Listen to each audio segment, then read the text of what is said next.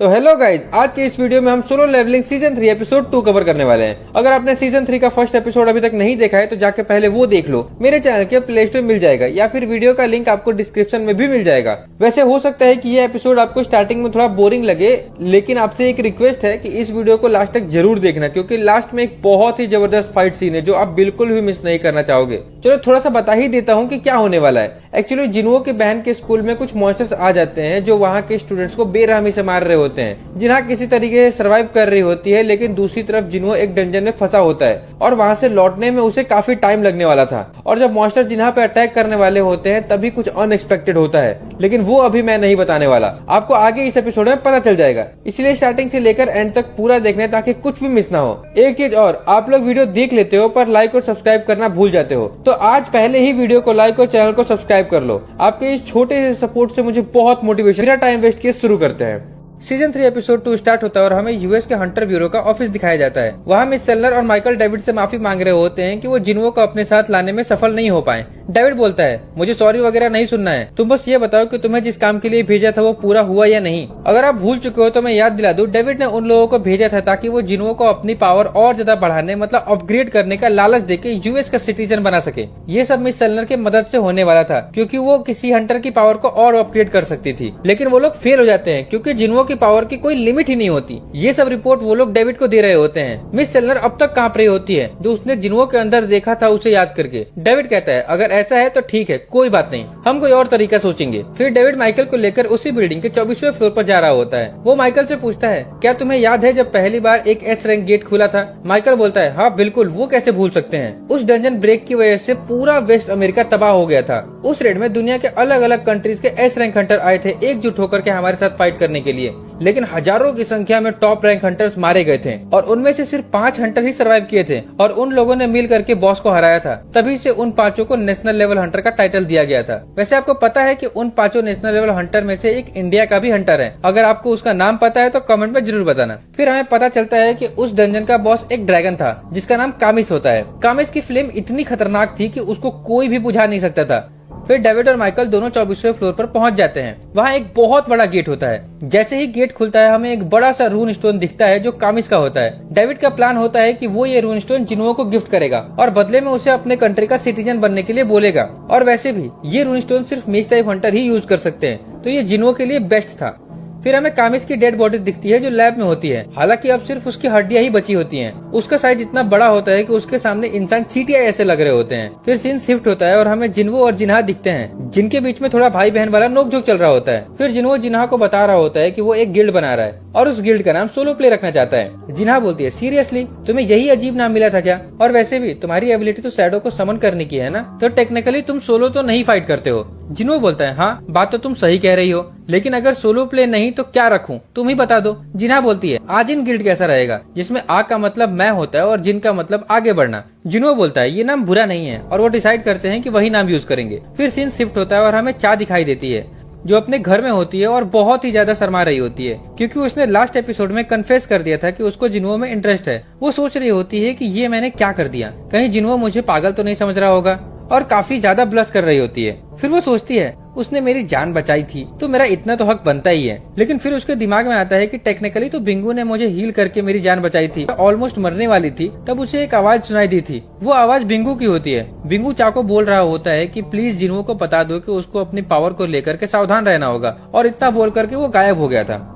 इसके बाद scene shift होता है नाइट गेट के हेडक्वार्टर में, जिसका गिल्ड मास्टर पाक चोंग से होता है। वो लोग एक ए रैंक गेट के बारे में बात कर रहे होते हैं जो उनके हेडक्वार्टर के पास ही खुला था, लेकिन उनको उस गेट में एंटर करने के लिए परमिशन नहीं मिल रही थी क्योंकि नाइट गिल्ड में एक भी एस रैंक हंटर नहीं था। लेकिन फिर भी वो कोरिया के टॉप 5 गिल्ड में आते हैं क्योंकि उनके गिल्ड में सबसे ज्यादा ए रैंक हंटर्स हैं। उन्हें बोला गया था कि वो लोग अकेले उस डंजन में नहीं जा सकते हैं, उनके साथ कोई और गिल्ड भी होनी चाहिए। अब उन्हें समझ नहीं आ रहा होता है कि वो किस गिल्ड से हेल्प लें, और अगर कोई गिल्ड हेल्प करने के लिए तैयार भी हो जाए तो नाइट गिल्ड की रेपुटेशन खतरे में आ सकती है। लोग सोचेंगे कि हम एक ए रैंक गेट भी अकेले क्लियर नहीं कर सकते हैं। वो लोग इस बात को लेकर के काफी सोच विचार कर रहे होते हैं। तभी वहाँ एक और हंटर आता है जो कि एक ए रैंक हीलर होता है। वो सजेस्ट करता है कि अगर हम किसी गिल्ड को नहीं बुला सकते तो क्यों ना सिर्फ एक हंटर को बुलाया जाए। पार्क कहता है, कोई एक हंटर कैसे हमारी हेल्प कर सकता है ए रैंक गेट क्लियर करने में। तभी पार्क को याद आता है कि एक हंटर ऐसा है, संग जिन्हो। फिर वो लोग डिसाइड करते हैं कि जिन्हो से मिलने उसके ऑफिस जाएंगे। इधर हमें जिन्हो दिखाई देता है जो जिन्हो से पूछ रहा होता है कि हमारे गिल्ड का नाम आजिन गिल्ड कैसा रहेगा। तो जिन्हो बोलता है हाँ बेस्ट है, सोलो प्ले छोड़ करके कुछ भी चलेगा।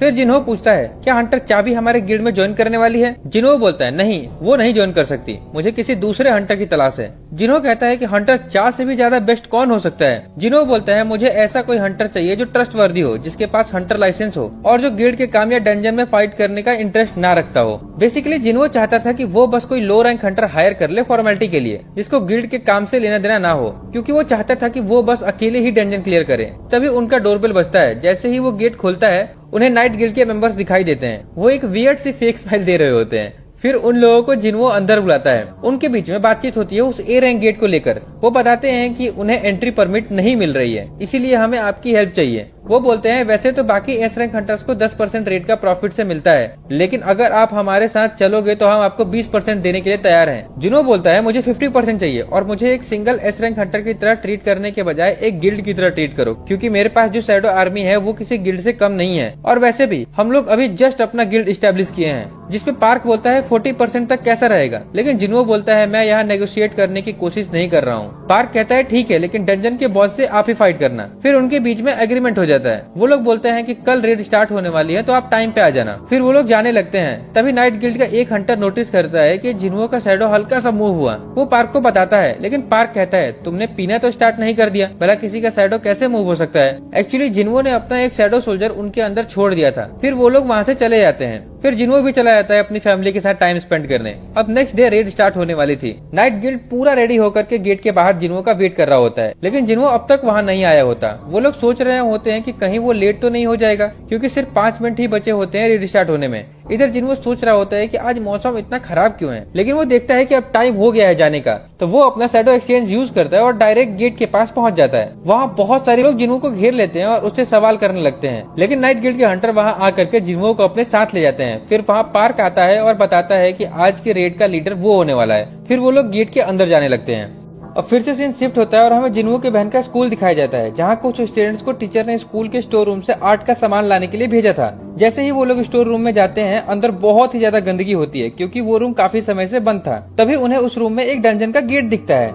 गेट देखते ही बाकी के 2 स्टूडेंट डर के पीछे हट जाते हैं, लेकिन उनमें से एक लड़का ज्यादा ही ओवर स्मार्ट बन रहा होता है। वो गेट के पास जाकर के खड़ा हो जाता है और उन लोगों पे हंस रहा था और बोलता है तुम लोग डरपोक हो, ये सिर्फ एक बंद गेट है, इससे हमें कोई खतरा नहीं है। इसमें सिर्फ हंटर ही अंदर आ जा सकते हैं, मॉन्स्टर बाहर नहीं आ सकते हैं। इस गेट को खुलने में 1 वीक लगेगा। मतलब किसी गेट के बॉस को अगर 1 वीक के अंदर डिफीट नहीं किया जाए तो डंजन ब्रेक होता है और मॉन्स्टर अंदर से बाहर आ सकते हैं। वो लड़का इतना बोल ही रहा होता है, तभी अंदर से एक हाथ निकल के आता है और उसका सर पकड़ के क्रश कर देता है। ये देख करके बाकी दोनों स्टूडेंट की तो लिटरली फट जाती है। वो भागने की कोशिश करते हैं, लेकिन उनको भी मॉन्स्टर मार देते हैं। फिर अंदर से कुछ और मॉन्स्टर निकलते हैं और सब मिलकर तोड़फोड़ स्टार्ट कर देते हैं पूरे स्कूल में। एक के बाद एक स्टूडेंट्स को मार रहे होते हैं। उनमें से एक लड़की जैसे तैसे बच जाती है और बाथरूम में जाकर के छुप जाती है। वो हंटर एसोसिएशन को कॉल करती है और बताती है कि स्कूल में मॉन्स्टर आ गए हैं। वो लड़की काफी ज्यादा डरी होती है। हंटर एसोसिएशन उसे बोलता है तुम चिंता मत करो, बस अच्छी तरह छुप कर रहो, हम तुरंत हंटर्स भेज रहे हैं, तुम्हें कुछ नहीं होगा। फिर वो उससे पूछते हैं क्या तुम बता सकती हो वो मॉन्स्टर दिखने में कैसा है। वो लड़की बताती है दिखने में वो इंसान जैसा है, लेकिन काफी बदसूरत और उसकी स्किन कलर ग्रीन है। ये सुन के हंटर एसोसिएशन वाले शॉक हो जाते हैं। वो बोलते हैं क्या कहा तुमने, उनकी स्किन ग्रीन है, इसका मतलब वो ऑर्क्स हैं, वो लोग स्मेल कर सकते हैं, तुम वहाँ से जितना जल्दी हो सकता है भागो। लेकिन अब बहुत देर हो चुकी थी, वो मॉन्स्टर उस लड़की को भी मार देते हैं।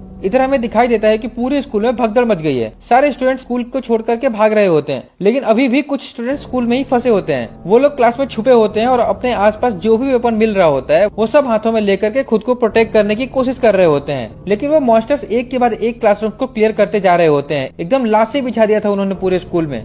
फिर हमें जिन्हो की बहन जिन्हा और उसकी बेस्ट फ्रेंड सॉन्ग ई दिखाई देती है, जो एक ई रैंक हंटर भी है। वो लोग एक क्लास में छुपे होते हैं, वहाँ और भी कुछ स्टूडेंट्स होते हैं। अब कुछ मॉन्स्टर उनकी क्लास में भी आ चुके होते हैं। क्लास के कुछ स्टूडेंट्स मॉन्स्टर से फाइट करने की कोशिश करते हैं, लेकिन वो सब मार दिए जाते हैं। तभी वो मॉन्स्टर नोटिस करता है कि उनमें से एक स्टूडेंट के पास मैजिक पावर है। वो लोग आपस में बात करते हैं कि पहले उसी को मारना चाहिए। वो लोग सॉन्ग ई की बात कर रहे होते हैं। सॉन्ग ई उनके सामने आ जाती है, लेकिन जिन्हा उसे रोकने की कोशिश करती है। लेकिन सॉन्ग ई बोलती है मैं भी एक हंटर हूँ, भले ही मेरा रैंक ई है, लेकिन मैं अपनी फ्रेंड को इस तरह से मरते हुए नहीं देख सकती। तभी उनमें से एक मॉन्स्टर दूसरे से पूछता है क्या यही वो इंसान है जिसके अंदर तुमने मैजिक सेंस किया था। मतलब वो सॉन्ग ई के बारे में पूछ रहा था। लेकिन दूसरा मॉन्स्टर बोलता है नहीं, यहाँ मैं उससे भी ज्यादा मैजिक एनर्जी सेंस कर रहा हूँ जो इस लड़की के अंदर से आ रही है। वो जिन्हा के बारे में बात कर रहे होते हैं और फिर वो जिन्हा पे अटैक करने वाले होते हैं, लेकिन तभी जिन्हा के अंदर से जिन्हो के शैडो सोल्जर्स निकलते हैं और उस मॉन्स्टर को रोक देते हैं। फिर उसे घुमा करके एक ऐसा पंच मारते हैं कि वो स्कूल की छत को फाड़ता हुआ ऊपर से उड़ जाता है और बहुत दूर जा गिरता है और हमें दिखाई देता है कि वहाँ 3 शैडो सोल्जर आ जाते हैं। ये लोग एक्चुअली टस्क के 3 जनरल्स होते हैं जिनको जिन्हों ने पहले ही जिन्हा के अंदर छोड़ दिया था।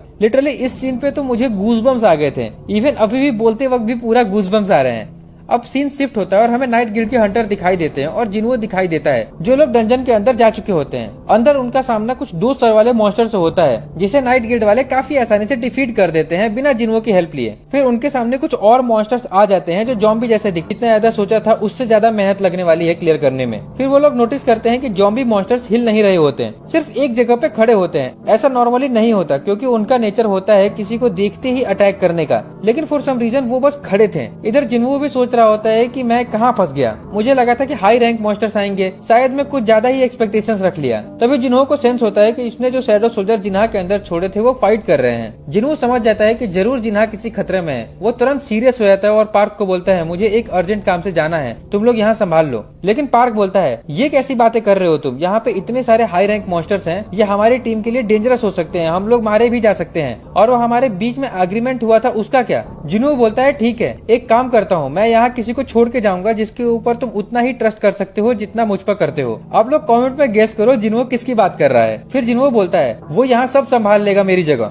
और फिर वो बेरू को समन करता है और उसे बोलता है तुम्हें इन सारे ह्यूमंस को प्रोटेक्ट करना है। बेरू पूछता है बाकी जो ह्यूमंस नहीं है उनका क्या करना है। जिन्हो बोलता है तुम्हारा जो दिल चाहे वो करना। इतना बोल के जिन्हो वहाँ से तेजी से निकलता है, लेकिन डंजन के गेट के पास बहुत सारे ज़ॉम्बीज मॉन्स्टर्स होते हैं और जिन्हो के पास उतना टाइम नहीं होता कि उन सबसे फाइट करे। तभी वो काइजल को समन करता है और उन मॉन्स्टर्स के ऊपर से निकल जाता है। वैसे अगर आप लोग सोच रहे हो कि जिन्हो ने अपनी शैडो एक्सचेंज वाली एबिलिटी यूज क्यों नहीं की, तो मैं बता दूं कि जिन्हो ने वो कुछ टाइम पहले ही यूज किया था डंजन के पास आने के लिए, और उसका कम से कम 3 घंटे का कूलडाउन होता है, तो वो अब उसे यूज नहीं कर सकता था। इसलिए वो काजल पर सवार होकर के काफी तेजी से जिन्हा के स्कूल की तरफ निकल जाता है और वो एक स्किल यूज करता है अपने शैडो सोल्जर्स पे, जो जिन्हा को प्रोटेक्ट कर रहे होते हैं उनकी पावर 50% तक बढ़ा देता है, ताकि जब तक वो खुद ना पहुंच जाए उसके शैडो सोल्जर जिन्हा को प्रोटेक्ट कर सके। और इसी के साथ ये एपिसोड यहीं पे खत्म होता है। लेकिन आपके लिए एक सवाल है, जो सबसे पहले सही जवाब